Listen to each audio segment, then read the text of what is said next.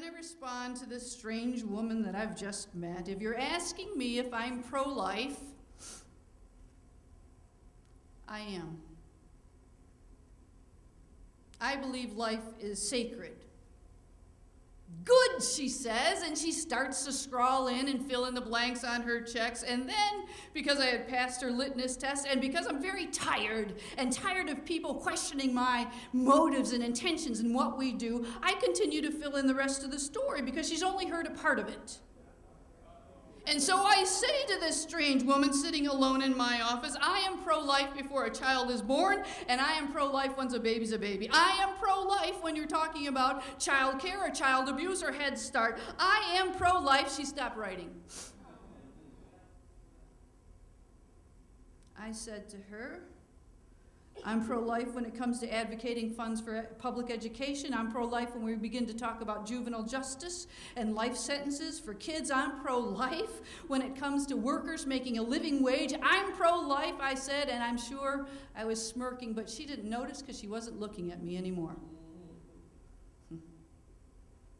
She stood up as if by standing up, I would shut up.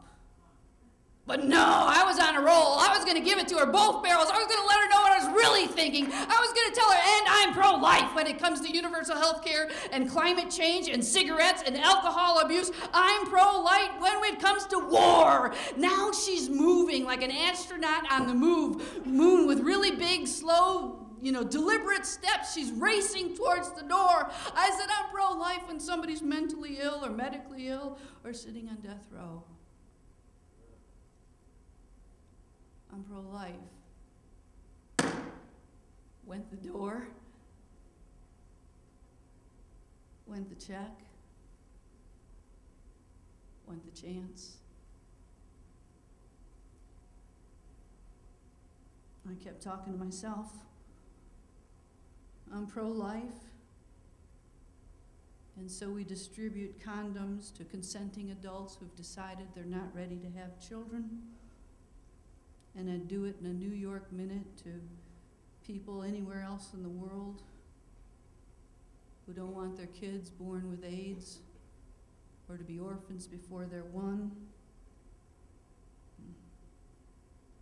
If you're expecting charities or nonprofits or NGOs to deal with the core issues that keep people oppressed, you're going to be disappointed. Because most days we just can't afford to spout off. Most days we know that what maybe you don't yet, and that charities cannot offend, and justice must.